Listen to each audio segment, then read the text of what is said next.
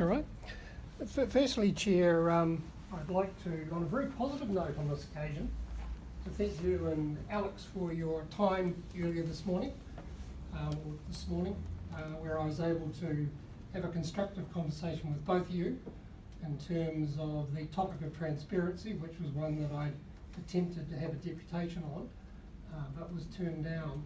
So thank you. I'm hopeful that our discussion, or I know our discussion was constructive, and I'm hopeful that it will lead to some changes.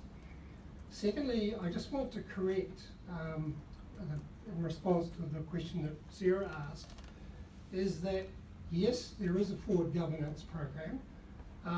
However, it's very generic. In fact, I think it only covers about one page.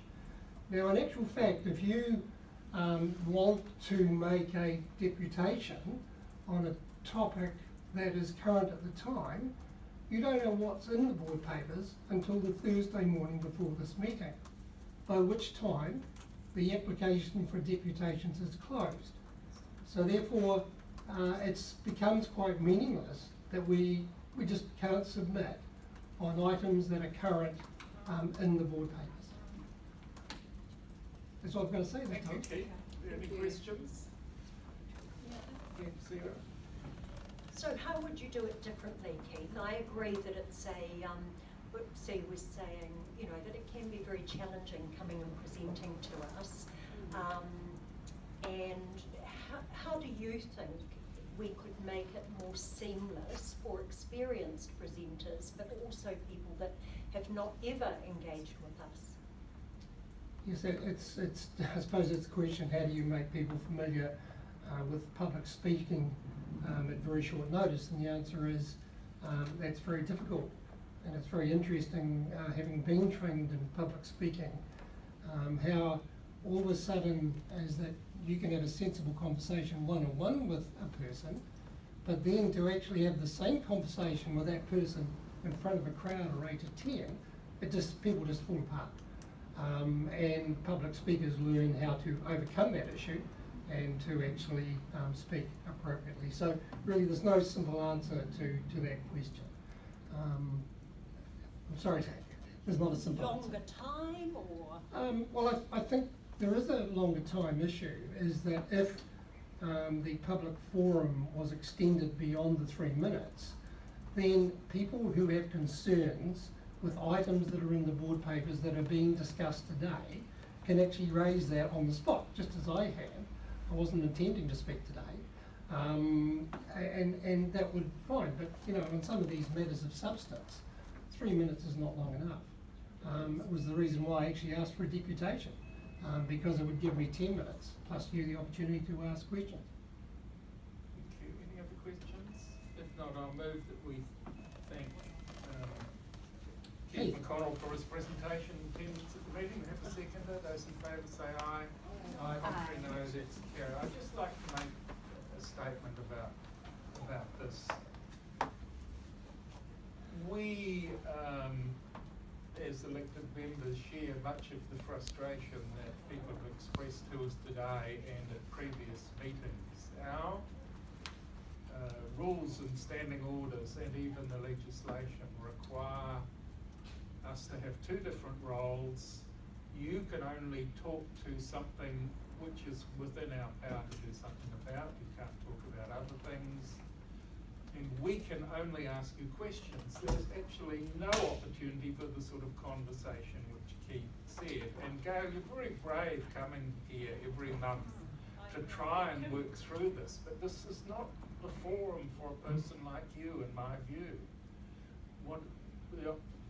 We should take the opportunity to meet with you and others on some other place, your place or a neutral place, and actually have a conversation. And we're quite happy to do that.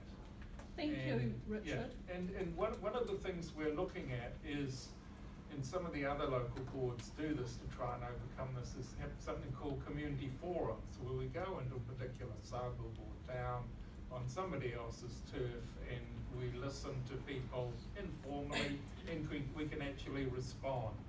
We can't respond here, so this is needed if something is actually on this month's agenda, this is your only opportunity.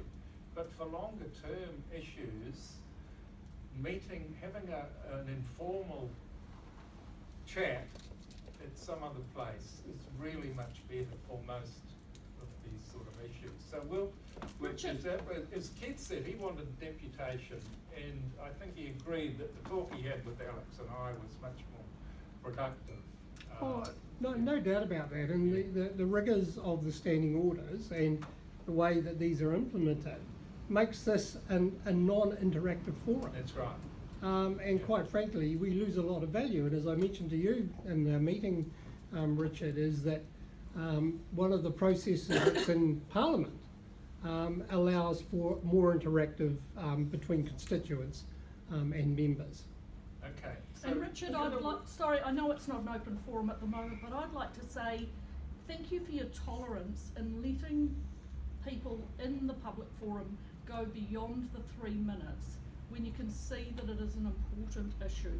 You did that last month, you did that this month, and I really appreciate that you showed empathy and tolerance of going beyond the 3 minutes to allow what are important matters to be said. And just one more thing, I'd like to say that when Keith was asked what we could do, the answer to that is if these were videoed and people saw that how easy it can be, which it isn't always, but it can be easy to present here. If that was videoed and that was out in the public, more people might feel that they were able to do so. You saw last month how it took someone the whole meeting to decide that he thought he could do it when Matthew Rua, that's right. I'm all up for something like a community forum, but I think we need to be very mindful that standing orders can change. With the majority of us in agreement, we can change the standing orders. And also, if we were to have and also if we would have a community forum, why don't we do it now before the business meeting, when we've got staff there to support us, and and just finally, Richard, you talk about the things that are within our power, but there's technically things within our power, and then there's true power. Conversations with councillors, there were mayors that could be had. So I don't think we need to be too strict about things that are within our power technically, when we know that the way Auckland and New Zealand works is through having conversations with people. Okay, we've all got food for thought. We'll now take a break for 10 minutes. Thank you. Thank you.